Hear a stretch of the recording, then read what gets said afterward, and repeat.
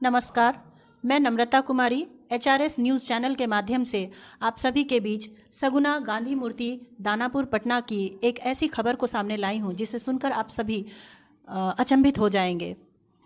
जी हाँ, आज मैं बैठी हूं यहाँ विजय कुमार जी और प्रमिला देवी जी के घर में। इनकी बेटी को उनके ससुराल वालों ने मार दिया, ऐसा इनका जैसा कि इनको खबर मिली है और इनके पास बहुत सारे साक्ष्य भी हैं। तो हम जानेंगे कि क्या कुछ हुआ इनकी पुत्री के साथ और इनकी बेटी की शादी। मैं ये भी यहाँ पे बताती चलूँ कि इनकी बेटी ज्योति कुमारी जो कि 30 वर्षीय महिला थी, उसकी शादी 2015 में हुई और रोशन कुमार रंजन जी के साथ जो कि रेलवे में लोको पायलट के पोस्ट पे हैं। अभी फ़िलहाल वो सोनपुर डिवीज़न DRM ऑफिस में पदस्थापित हैं।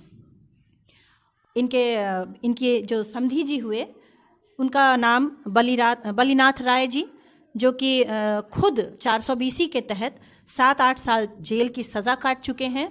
दरअसल वो किसी और के नाम पर नौकरी करते रहे और वेतन उठाते रहे और सीधे साधे लोग। विजय कुमार जी लोगों को अपनी बेटी की जब रिश्ता इन्होंने जब वहाँ किया तो वो सभी बातों की छानबीन इन लोगों ने नहीं कर पाई और नतीजा आज ये इन लोगों को भुगतना पड़ रहा है कि इनकी भोली भाली बच्ची को उन लोगों ने मार दिया। तो मैं जानना चाहूँगी अपने HRS न्यूज़ चैनल के माध्यम से हम आप सभी दर्शकों और श्रोताओं को सच्चाई से रूबरू कराना चाहेंगे। सबसे पहले मैं स्वागत करती हूँ विजय कुमार जी आपका, जो कि आप ज्योति जी के पिताजी हैं। आप सारी बातें ज़रा सा संक्षेप में बताइए हमारे दर्शकों को। क्या बताएं मैडम, हमारी बच्ची तो बहुत सीधा सादी थी। हाल फिलहाल ये सब उसकी गोतरी उतरी से कचरा उचरा होता था तो ये हम बच्ची के अपना घर पर ला के 2 महीना पहले रखे। फिर उनकी सास फ़ोन की हम पे कि विजय बाबू विदा कर दीजिए, सब कुछ ठीक ठाक है। हम सीधा साधा थे, बच्ची को हम विदा कर दिए और इसके आगे क्या कर सकते हैं। हमको न्याय चाहिए, इसी तरह उस सबको सज़ा चाहिए। हमारे साथ ज्योति कुमारी जी जो मृतक युवती हैं, उनकी माता जी भी हैं प्रमिला देवी जी। हम इनसे जानना चाहेंगे कुछ बातें। प्रमिला देवी जी, हम आपके दुख में बहुत दुखी हैं और HRS न्यूज़ चैनल के माध्यम से हम आपकी बात को बुलंद करना चाहते हैं, आपकी बात को लोगों तक पहुंचाना चाहते हैं। तो आप बताइए, आपकी बेटी के साथ क्या ससुराल वालों का रवैया शुरू से ख़राब था या फिर बाद में कुछ ऐसी बातें आईं? जब से उसका देवर के शादी हुआ, जब से बार बार मेरी बेटी को टॉर्चर करती थी। सब परिवार मिलकर मार दिए। आपकी बेटी क्या कोई जॉब में भी थी? नहीं, मेरी बेटी जॉब में नहीं थी, हाउसवाइफ थी। और आपकी बेटी की जो देवरानी आई घर में, वो क्या जॉब में है? हाँ, जॉब में है, ट्रैफिक पुलिस है। हाँ, तो यहाँ एक बात समझ में आती है कि 2 बहुओं के बीच में ज़रूर ससुराल वाले कुछ तुलना करते होंगे या नीचा दिखाते होंगे और वहाँ से टॉर्चरिंग उन लोगों ने शुरू कर दी, जो कि इन लोगों को, इनके माता पिता को दिखाई भी दिया। क्या ससुराल वाले लोग आपकी बच्ची को बार बार घर से जाने को कहते थे, मायके भेज दिया करते थे किसी भी समस्या से? हाँ, जब 2 महीना पहले बोला उसके ससुर कि आपकी बेटी फांसी लगा ली, तो हम लोग पूरे परिवार के साथ गए तो देखे तो मेरी बेटी उस वक्त सही थी। तो अच्छा, उसने फांसी नहीं लगा रखी थी? तो ये झूठी खबर दी गई आपको? झूठी खबर दी। तो फिर आने समय हम लोग के बोला कि अगर मार के तब खबर देंगे।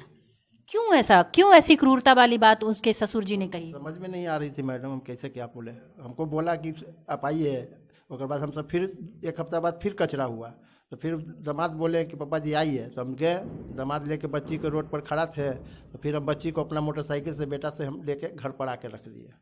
फिर बीच में दामाद बोले कि पापा जी हम अलगे घर बना लेंगे तो फिर ले जाएंगे। तो बोले ठीक है। तो सीमेंट गिराए, बालू गिराए, फिर बनाए कि नहीं बनाए, भी घर में मैनेज किया के फिर दामाद खुद अपने आके यहाँ से बच्ची को हमारे ले गए। तो ऐसा समझ में आता है कि एक सीधे साधे माता पिता जिनकी बच्ची पढ़ी लिखी थी, आपकी बेटी कहाँ तक पढ़ी थी? बीएड की हुई थी। बीएड की हुई थी रेडियंट स्कूल से, जो तपेंदु से है और पढ़ी लिखी इनकी बच्ची, लेकिन जॉब नहीं करती थी। ये कोई ज़रूरी नहीं है कि पढ़ी लिखी हर महिला जॉब करे, लेकिन इस बात को मुद्दा बना करके अगर ससुराल वाले उसको प्रताड़ित करना शुरू कर दें और कुछ कुछ हमेशा खुराफात करना शुरू करें।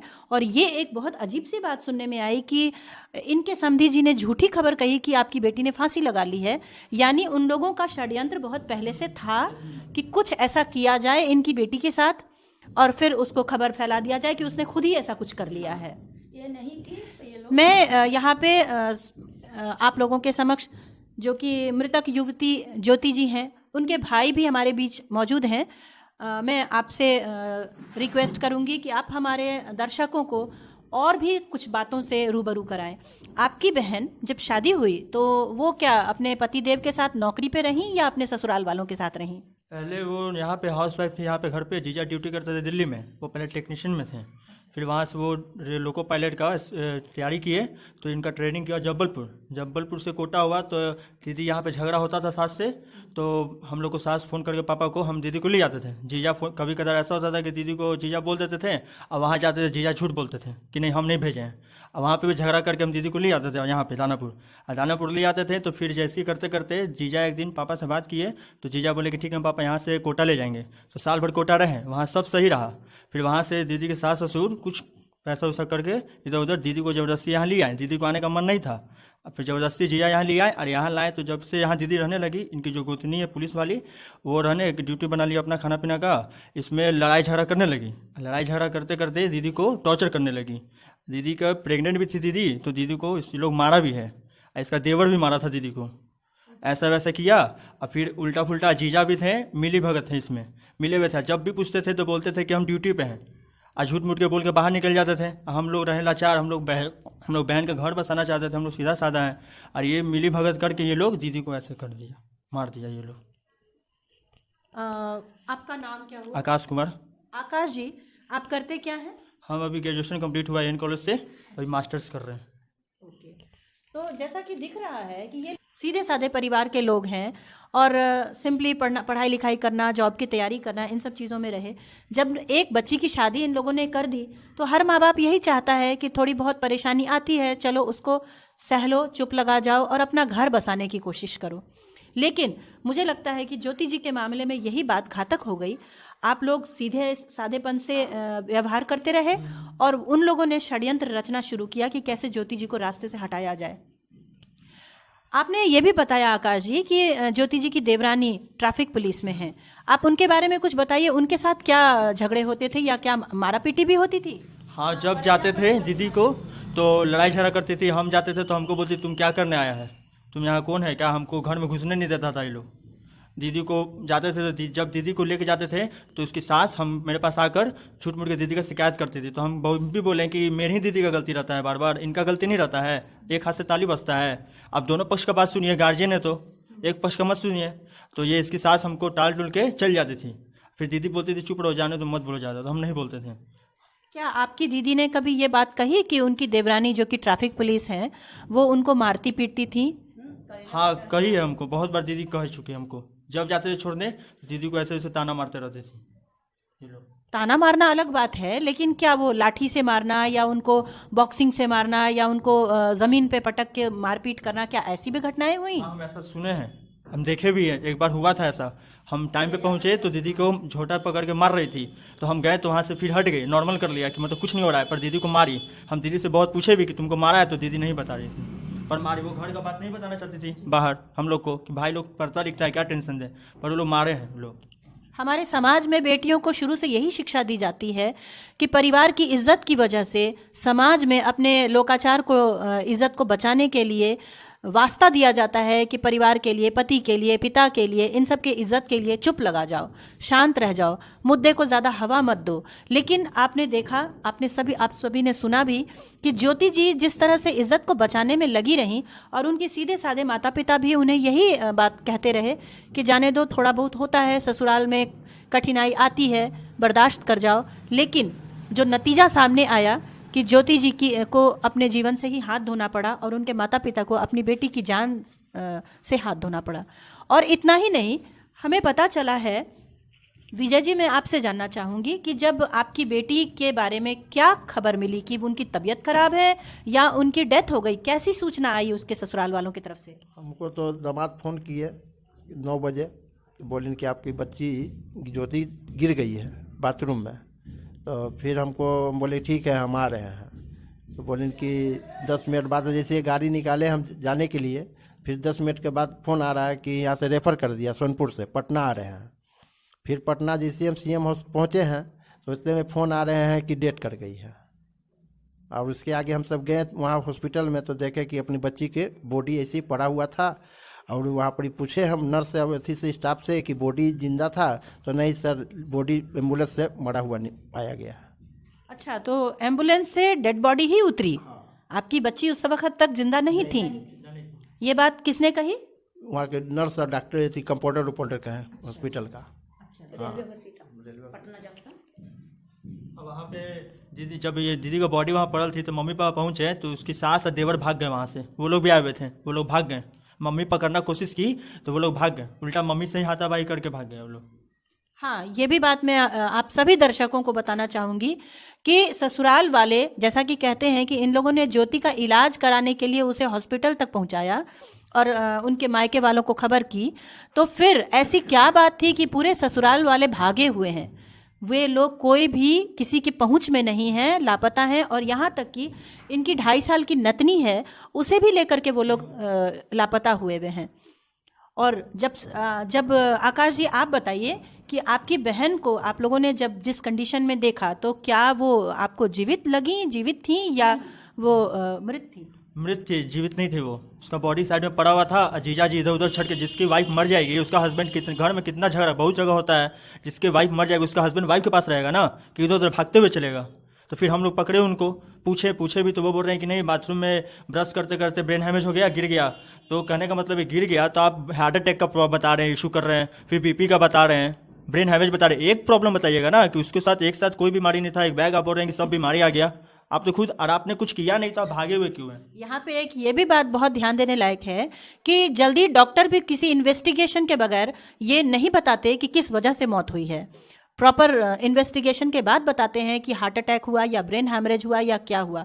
लेकिन इनके ससुराल वाले, ज्योति जी के ससुराल वालों ने मिनट पर अपने बयान को बदला। एक बार कहा कि ब्रेन हैमरेज हो गया है, जबकि वो कहीं से डॉक्टर नहीं है, और एक बार कहा कि हार्ट अटैक हो गया है, एक बार उन्होंने कहा कि ऐसे ही BP हाई है और वो बाथरूम में गिर पड़ी है। अच्छा, एक बात ये भी बताइए, बाथरूम में कोई लेडी गिर जाएगी तो क्या बाथरूम का दरवाजा वगैरह तोड़ करके उनको निकाला गया आपकी बहन को?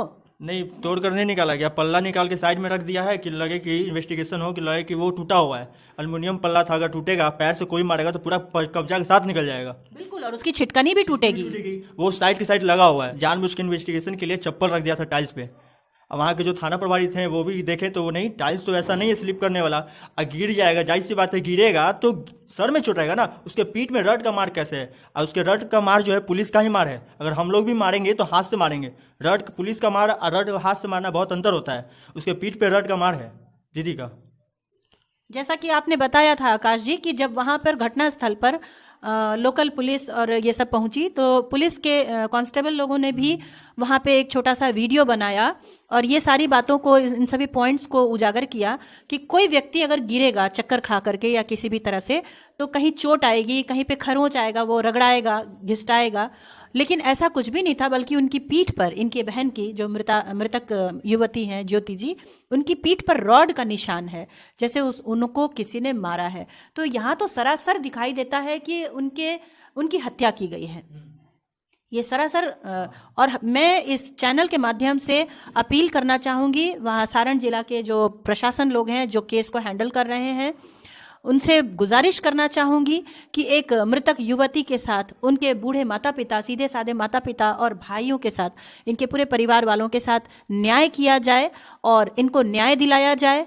इनकी जो नतनी है जिसे ले करके इनके ससुराल वाले लोग सभी भागे हुए हैं, उन लोगों को भी लॉकअप में डाला जाए और इनकी नतनी को इनको हैंडओवर किया जाए। पता नहीं उस बच्ची के साथ भी क्या व्यवहार कर रहे होंगे वो लोग, न जाने कैसे वो बच्ची रह रही होगी। इतनी छोटी बच्ची या बच्चा जल्दी माँ के बगैर 1 घंटे भी नहीं रह पाता है।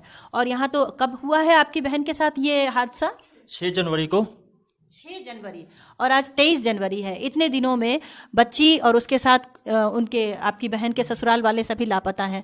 सिर्फ एक बात अच्छी नजर आई कि वहाँ के आपने थाना पे कहाँ पे जक्कनपुर थाना में एफआईआर किया और ज्योति जी के हस्बैंड को हिरासत में लिया गया। इस बारे में जरा बताइए हमारे दर्शकों हम लोग वहाँ पहुँचे तो सबसे पहले हम लोग थाना को, जो पास में थाना था जक्कनपुर थाना, उनको बुलाए हम लोग, मेरे बड़े भैया अमित कुमार वो बुलाकर जीजा जी को हिरासत में लिया गया। उनसे पूछा भी गया कि कैसे हुआ क्या हुआ, तो वो एक ही बात पे अटे हुए हैं कि बाथरूम में गिर गए। तो हम लोग भी बोले कि ठीक है, हम लोग नहीं देखे थे कि दीदी की बॉडी पे मतलब रड का मारे, हम लोग तो अपना रोड में लगा था, हम लोग नहीं जान रहे थे। वो जितना बताया हम लोग उतना सुने, लेकिन जब हम पुलिस वहाँ के जो इन्वेस्टिगेशन एफआईआर करके जब देखने गए बॉडी, तो वो लोग बोले कि ये तो रड का मार है, वो लोग खुद बोले हैं ये बात। तो हम लोग को लगा, तो हम लोग जिप्सी में उन्हें हिरासत में लिया, तो हम लोगों ने पूछा भी उनसे कि ये आप बोल रहे हैं कि बाथरूम में गिर गई, तो ये रड का मार कैसे है? जैसे पूछ रहे हैं तो वो कुछ बता ही नहीं रहे हैं। वो अपने मम्मी पापा को बचाने में लगे हुए हैं। उनको ये नहीं दिख रहा है कि उनके चक्कर में अपना फैमिली वो गंवा दी है, वो अपनी बच्ची अनाथ हो गई है, वो कैसे रड़ रही होगी। आप तो जेल में हैं, आपको सोचना चाहिए। ये बात है कि आज भी इस समाज में पढ़े लिखे लोग, नौकरी पेशे वाले लोग, रेलवे में लोको पायलट हैं जैसा आपने बताया, और इस तरह के लोग एक घरेलू हिंसा कर रहे हैं और सारे लोग मिल करके एक लाचार, एक जो लड़की अपना घर परिवार त्याग करके ससुराल में आती है घर बसाने, और उस बच्ची के साथ, उस सीधी सादी लड़की के साथ इस तरह का लोग सामूहिक तौर पर मार पीट और उसको प्रताड़ना देते हैं। ये बहुत ही शर्मनाक बात है। मैं एचआरएस न्यूज़ चैनल से बार बार ये अपील करूंगी कि ज्योति जी के मायके वालों को और उसकी छोटी सी नन्ही सी बच्ची को ज़रूर से ज़रूर जल्द से जल्द न्याय दिलाया जाए। प्रशासन जो सोई हुई है वो जागे और निष्पक्ष होकर के, अमूमन हम लोग देखते हैं कि जो लोग थोड़ा अच्छे पोस्ट पे होते हैं या अपने आसपास के थाना वगैरह में अपना प्रभाव दिखा करके केस को कमज़ोर कराने के लिए पूरी कोशिश करते हैं, पूरी जोर लगा देते हैं। तो यहाँ मैं इस चैनल के माध्यम से ये ज़रूर गुजारिश करना चाहूँगी कि किसी भी प्रभाव और दबाव में न आते हुए थाना प्रभारी महोदय जिन्होंने ज्योति जी के पति को हिरासत में तो लिया, लेकिन न्याय दिलाने के लिए काम करें, ये हमारी गुजारिश होगी, ये हमारी अपील होगी। साथ ही साथ मैं कुछ और सवाल, जो कि कुछ टेक्निकल बातें हैं, आपने बताया कि वारदात पर वहाँ आपके एक चचेरे भाई अमित कुमार जी भी थे और सौभाग्य से वो आज हमारे बीच भी मौजूद हैं। अमित कुमार जी, मैं आपसे कुछ बातों पर, आप आ जाएं, आप बैठें प्लीज़।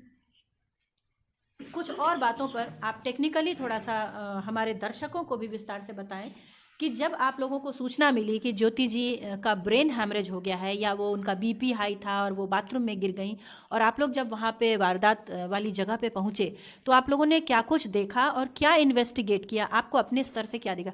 पहले तो आप बताइए, आप करते क्या हैं? अमित कुमार, और मैं यहाँ कोचिंग चलाता हूँ एसएससी का। जी, बहुत अच्छी बात है। देखिए, पता चलता है कि इनका पूरा परिवार पढ़ा लिखा परिवार है और शिक्षा लेने का कार्य कर रहा है, और एक सीधी सादी बहन को इन लोगों ने खो दिया। बहुत अफसोस है अमित जी हम लोगों को, ज्योति जी के बारे में हमने जो भी सुना। तो आप ये बताइए कि वहाँ वारदात पे आपको क्या कुछ पता चला और पुलिस अपने स्तर से क्या करी, क्या आपको सांत्वना दी है या दिलासा दिलाई है? जी, सबसे पहले तो जब हम हॉस्पिटल पहुँचे, जो रेलवे का हॉस्पिटल था जो पटना स्टेशन के पास है, वहाँ पे पहुँचने के बाद हम देखे कि बॉडी पड़ी हुई है, सिस्टर की बॉडी पड़ी हुई है। तो पता चला 5-10 मिनट के वहाँ पे जो लोग थे उससे कि भाई ऐसा ऐसा हुआ। चाचा ने बताया था फ़ोन पे कि हाँ मार दिया ऐसा ऐसा, और पहले से बहुत सी चीज़ें पता थी हम लोगों को कि भाई ऐसा होता है, डोमेस्टिक वायलेंस की शिकार थी वो। तो फिर हमने इन्फॉर्म किया लोकल पुलिस को जो जक्कनपुर एरिया में आ रहा है, वहाँ से आए। वहाँ के जो एक मेरे ख्याल से 1-2 कांस्टेबल थे, एक सब इंस्पेक्टर रैंक के थे, उन्होंने मेरा बयान लिया, स्टेटमेंट दिया, और फिर वहीं पे जो हमारा जो बहनोई लगा जीजा, उसको वो वहीं पे था प्रेजेंट। फिर हमने गुस्से में आके 1-2 थप्पड़ मारा भी उसे, और फिर उसके बाद पुलिस उसे पकड़ लेती है। मतलब वो वहीं था खड़ा, तो पुलिस बोलती है उसको बैठने के लिए जीप में, और फिर वहाँ से अब बॉडी को पोस्टमार्टम के लिए पुलिस भेजती है। उसके साथ एक लोकल उनका कोई सिपाही होता है। हम लोग फिर पीएमसी चले आए, है ना, और पुलिस जो है, ये जो हमारा जीजा है, उसको पकड़ के वो जक्कनपुर लेके गया। और फिर हम लोग पोस्टमार्टम करवाने के बाद अंतिम संस्कार के लिए जो लास्ट राइट्स होते हैं सब, उसके लिए हम लोग वहाँ बांसघाट पहुँचे, जहाँ उसका अंतिम संस्कार हुआ।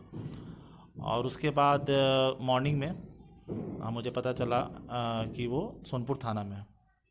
हाँ, ऐसे जक्कनपुर वालों ने बता दिया था कि ये हमारे जुरिडिक्शन में नहीं आता है, ये सोनपुर वाले के जुरिडिक्शन में आता है, गांव वही पड़ता है, तो हम इसको अरेस्ट करेंगे लेकिन इसको ट्रांसफ़र कर देंगे। फिर मॉर्निंग में हम लोग सुबह में ही गए थे शायद थाना, 9 बजे। हाँ, और वहाँ के SHO का फ़ोन आता है थाना प्रभारी का, और जो कि FIR जो लिखवाया गया तो स्टेटमेंट मेरा ही था, नंबर हमारा था उसमें, तो हमें फ़ोन करता है वहाँ का SHO। उसी रात वारदात के दिन ही शायद 8-9 बजे के करीब फ़ोन किया, 8 बजे के करीब SHO। तो फिर उन्होंने कहा कि आप मॉर्निंग में आइए सोनपुर थाना। गया तो देखे कि वो लॉकअप में है, वो जो है रोशन, और उसके बाद पुलिस से जो बात किए तो उन्होंने फिर उसी टाइम में हम लोगों का बयान लिया, नाम वाम लिखा, कुछ और भी चाचा वाचा थे, 1-2 भाई था, एक कज़न वज़न, तो उसका भी नाम वाम लिखा, और फिर बोला कि ठीक है आप लोग जाइए। फिर अगले दिन हम लोग, उसके बाद हम उसके घर पे गए, है ना, घर पे गए तो घर पे एक दिन पहले का वारदात था, तो कुछ चीज़ें जैसे बाथरूम का बात कहा गया था, तो देखा पुलिस अपने हिसाब से इन्वेस्टिगेट कर रहा था, जो उसे लगा। घर में कोई था नहीं, फैमिली के लोग सब भागे हुए थे, तो हम लोग बैकडोर से, एक छत से रास्ता है उसके घर में, है ना, चाबी मंगवाया था, मेरे ख्याल से पड़ोस में से किसी से चाबी मंगवाया था वो लोग, है ना। गेट नहीं खुला, गेट तो कुछ, अच्छा गेट नहीं खुला था, एक सीढ़ी था पीछे से, है ना, बैकडोर से एक रास्ता है, तो हम लोग घर में एंटर किए और फिर जाके देखे बाथरूम वाथरूम में जो था, तो पुलिस को मतलब उधर जो प्राइमा फेसी उसको लगा शुरुआती दौर में कि भाई ये मतलब ऐसा नहीं कि अचानक सब कुछ अपने आप हुआ है, किया गया है, मतलब उसको लगा ऐसा पुलिस को। ये पुलिस का कहना है, हाँ, आपका उसको नहीं लगा। बल्कि पुलिस का हाँ, कहना है। हाँ, लगा उसको, क्योंकि बाथरूम का जो फ्लोर था रफ सरफेस था, है ना, एक होता है कि काफी स्मूथ सरफेस है, फिसलने की गुंजाइश नहीं थी। ऐसा कुछ सिस्टम था नहीं, रफ है। और बाकी जो बताया था उसने कि हम दरवाज़ा तोड़ के अंदर घुसे हैं, तो दरवाज़ा बड़ा तरीके से निकाला हुआ था, कुंडी वुंडी बड़ा प्रॉपर तरीके से लगा हुआ था, मतलब ऐसा कुछ नहीं था कि दरवाज़ा डैमेज हुआ है। अब किसी का परिवार घर मर जाएगा तो लात से मार के दरवाज़ा तोड़ेगा, फाइबर का दरवाज़ा है, तो ऐसा लग रहा है कि एकदम प्रॉपर तरीके से दरवाज़ा को खोला गया है, कुंडी वुंडी भी एकदम सही सलामत है। उसके बाद हम लोग पुलिस के साथ वापस आ गए और फिर DSP साहब के पास गए, शायद हाँ दूसरे दिन, शायद उनका अपना तरीका है इन्वेस्टिगेशन का कि केस को फॉरवर्ड करने का। तो फिर DSP साहब के पास गया तो वहाँ पे बात हुआ, उन्होंने भी कुछ पूछा अपने हिसाब से, शादी का डेट वेट पूछा मुझसे, है ना, और बाकी बोला कि थोड़ा ब्रीफिंग कीजिए, संक्षेप में बताइए क्या क्या हुआ। ऐसे SHO साहब ने तो बता ही दिया, अगले मुझसे भी उन्होंने पूछा, तो जो था मैंने बताया था, वो सारा बात बताया कि हाँ भाई इसको मेंटली टॉर्चर किया जाता था, और मतलब 2-3 बार हॉक्स कॉल जो है, एक झूठा कॉल करके कि ये मर गई, इस तरह का, मतलब इससे पहले भी 2-3 बार बोल चुका था वो लोग। और ये भी बताया मैंने उनको, जो DSP साहब थे, कि 1-2 महीना पहले हम लोग आए थे घर, इसी तरह का उसने हॉक्स कॉल किया था कि फांसी लगा ली, तो हम लोग गए थे और समझाया उसे, तो वो क्या करते थे कि हर बार इसको मेंटली टॉर्चर करके सोचते थे जैसा कि ये कुछ कर ले, मतलब परेशान होके, है ना, लेकिन वो उस तरह की लड़की थी नहीं कि मतलब वो स्टेप ले सके वैसा।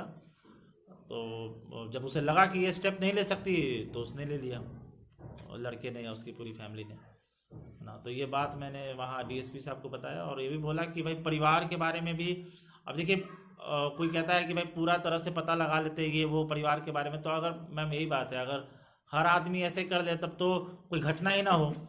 अब आदमी मोटा मोटी आजकल बिहार में क्या देखता है कि भाई लड़का सर्विस में है, ठीक ठाक है ना, अब दिल में तो कोई नहीं घुसा हुआ है ना। और बाप अगर किया होगा अपने जवानी में तो आदमी सोचता है कि चल एक समय था बाप के टाइम में, बेटा तो ठीक होगा। अब रेलवे में जॉब कर रहा है तो सोच रहा है कि जॉब करने वाला तो ठीक ठाक होगा, लफंगा तो होगा नहीं, है ना। तो ये सब देख के आदमी शादी वादी किया था। और अच्छा, एक बात और मैं पूछना चाहूंगी, बल्कि मैं अपने पूरे दर्शकों तक आप लोगों के माध्यम से पहुंचाना चाहूंगी, क्या ज्योति जी को कोई बीमारी थी, शुगर, BP या किसी तरह की? नहीं, कोई बीमारी नहीं थी उसे, कोई ऐसी बीमारी, कुछ भी ऐसा हिस्ट्री नहीं था। तो ये पूरी तरीके से ये दिखता है कि उन लोगों ने साजिश की है। और दूसरी बात और जानना चाहूंगी कि ज्योति जी की जब शादी हुई, जैसा हम सभी को आपने बताया कि पहली उनकी संतान हुई, एक बच्ची हुई, क्या बच्ची हुई इस बात को लेकर के भी क्या उन्हें टॉर्चर किया जाने लगा कि तुमने बेटी पैदा की है? ये बात भी था। और वो मेरे ख्याल से जैसे प्रेगनेंसी के दौरान वो सेक्स डिटर्मिनेशन टेस्ट होता है जिससे पता चलता है ना, तो वो टेस्ट भी शायद वो लोग करवाते थे, जो कि इलीगल है। है ना। और वो करवाते थे ताकि पता चल जाए कि लड़का है या लड़की, और अगर लड़की है तो इसे मार दो, लड़का है तो ठीक है एक्सेप्ट करो। और इससे पहले उसने जो ये घटना घटी, इस घटना घटने के पहले भी उसका अबॉर्शन करवाया गया कि लड़की थी। तो आप इससे पता लगा सकते हैं कि किस मानसिकता के लोग होंगे। जो लड़की को ये समझ रहा है, क्योंकि लड़का लड़की आज के टाइम में कौन, सब तो बराबर ही है, भगवान का दिया हुआ है ना। अब जो लड़की को कोख में ही मार सकता है, मतलब इसका मतलब खूनी तो वो है ही। अब कोख में मारना वो पता नहीं चलता है ना, लेकिन वो भी तो क्राइम है मैम। तो ये इसी मानसिकता का है। 1-2 बार इसने अबॉर्शन भी करवाना पड़ा उसको मजबूरन, कि एक लड़की थी, चाहता था कि वो दोबारा लड़की हो जाएगी। आप समझ सकते हैं किस मानसिकता के लोग थे, है ना। ये बात मुझे लगा, इसलिए मैंने ऐसे सवाल किए आप लोगों से।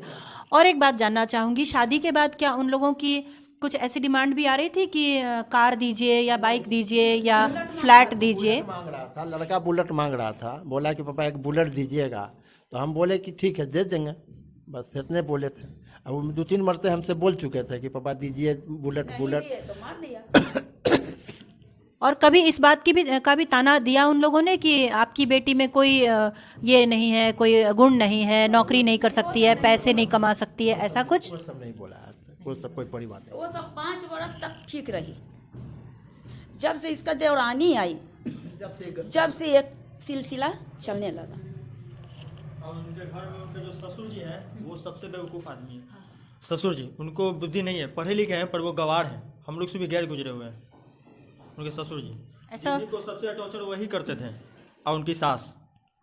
मैं तो यहाँ पे ये सचमुच बात इंगित करना चाहूंगी कि जिस महिला के ससुर फॉल्स कॉल करके कहते हैं कि आपकी बहन फांसी लगा चुकी है और मिलने पर हंसी ठिठोली करके इस बात को कह रहे हैं, तो वो इंसान किस तरीके का हो सकता है, कैसी सोच का हो सकता है? ससुर दीदी के एक बार दिल्ली में जिया जी थे, ड्यूटी कर रहे थे, पास आ जाइए। तो लोकसभा चुनाव हो रहा था तो 2019 में, तो ये दिल्ली में ड्यूटी कर रहे हैं, दीदी सोनपुर में ससुराल में है। ये मेरे ही को कॉल करके बोल रहे हैं पापा के फोन पे, ससुर यहाँ सोनपुर में रह के कि रोशन फांसी लगा लिया दिल्ली में ड्यूटी करते समय।